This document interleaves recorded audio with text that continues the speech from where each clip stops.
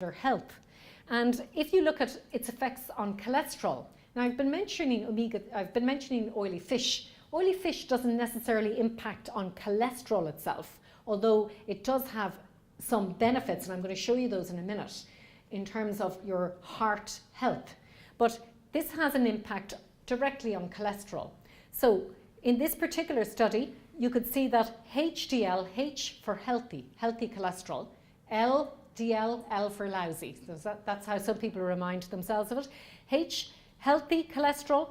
It increases the healthy cholesterol in the range of between 10 and 15%, which is quite significant, really.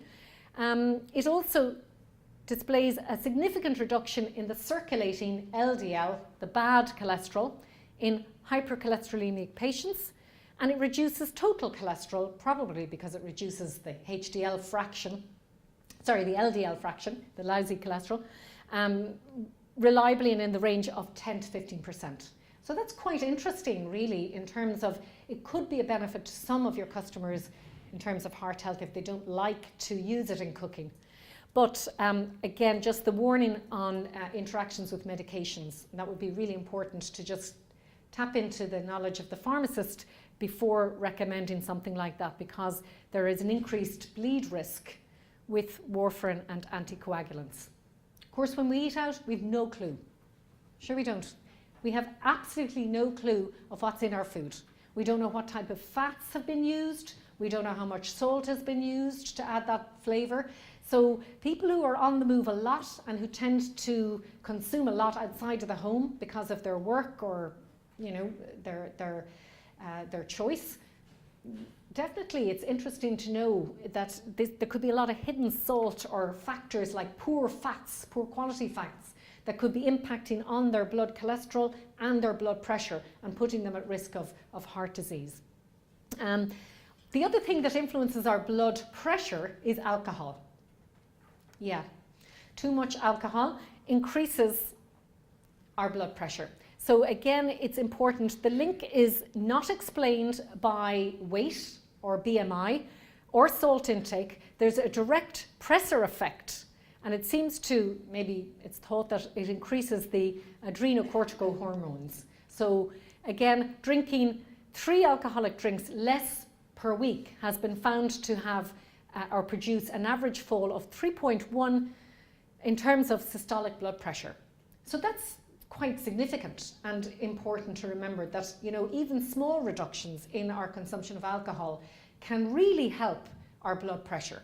And they sometimes describe blood pressure as a silent disease because, you know, not many of us know our blood pressure levels. We might know our cholesterol, but a lot of people do not check their blood pressure.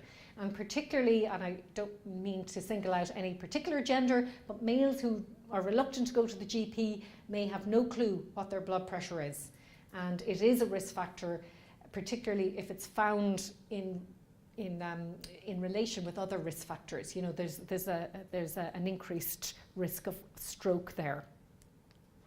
Okay, so antioxidants and supplements, how do they, you know, come into this in terms of maybe being useful or not?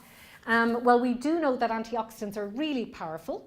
Oxidants A, C and E and things like selenium, lycopene, all of these antioxidants are really important because what they do is they stop the oxidation of LDL cholesterol and the deposition of that cholesterol on the insides of blood vessels and the hardening, the atherosclerosis, which narrows the vessel so that the blood becomes under increasing pressure to get through that. So definitely these antioxidants have a useful and important role in our diets.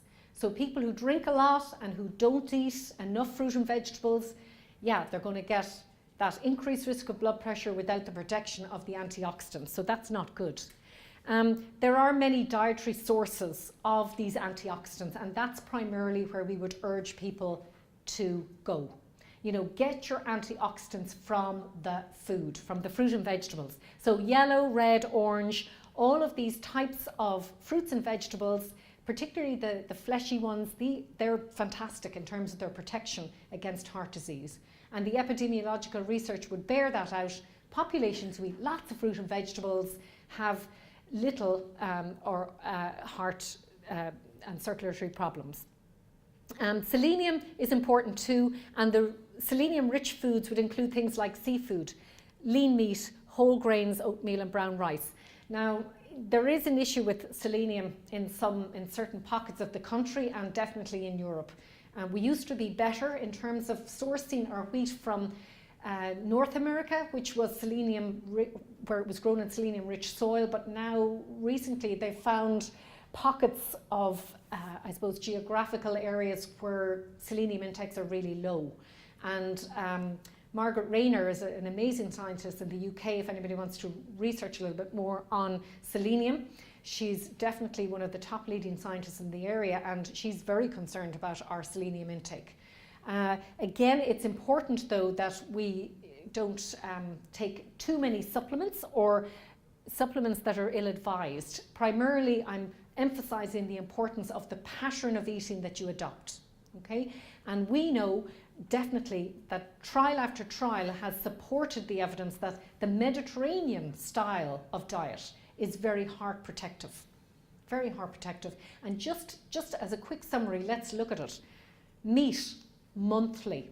So you see here, it's not a weekly or a daily food. Meat is a monthly food. The weekly foods would include the odd sweet. Remember, the higher up the food pyramid, the less of the food that's eaten. So desserts, eggs are weekly. Poultry, like chicken and maybe duck or whatever else. Fish is eaten weekly, and it's the most common food group that is eaten weekly. So we know that vitamin D, omega-3 and selenium are rich, these are rich sources of those nutrients. Look what's eaten daily. Again, interestingly, the balance of fats here. They do eat cheese and they eat it every day. Now, I'm talking about the traditional Mediterranean diet. Now, if you went to France or Greece or Spain at the moment, you might be horrified with some of the diets that you might see. So I'm talking about the traditional Mediterranean diet, the one that was eaten before we all became very processed, refined and westernized in our ways. But the research is fascinating because they did eat saturated fat in the form of cheese and yogurt, but they had more olive oil, which is the monounsaturated fat. So it wasn't about having no saturates, it was about having more of the right type of fat. They had buckets of vegetables, fruits and legumes. These were daily foods, and look how much of the day they took, the day's plate. They took a lot of position on the plate. And then they also ate lots of whole grains. Now, that in today's world probably wouldn't be advisable, because why? Yeah, because they're all processed, a lot of them, these foods are processed, but also because, yeah, we don't take the amount of exercise that the traditional Mediterranean man or woman took. So they obviously had to feed, you know, their working bodies, and these are good sources of cheap, everyday, carbohydrate-rich, fibre-rich foods. But we wouldn't need anything like that. Look at their daily physical activity. Like our daily physical activity would probably be represented up here, you know, maybe once, twice, 3 times a week. They had physical activity and lots of it every day. And luckily enough, there's the wine, okay? In moderation, at the, you know, and it says 6 glasses of water, wine in moderation. Okay, so you could see from the food pyramid and that pattern of eating, there were plenty of sort of ideas about why this is useful for the heart health and also for mental health. And one of them is that it had a lot of omega-3, and the balance of fats is important here. Now, I'm not going to go into too much depth here, but omega-6 versus omega-3 fats. Interesting. The ratio is important. We need to really increase our omega-3 fats, and remember they're found in oily fish, and then chia seeds, linseeds, walnuts, etc.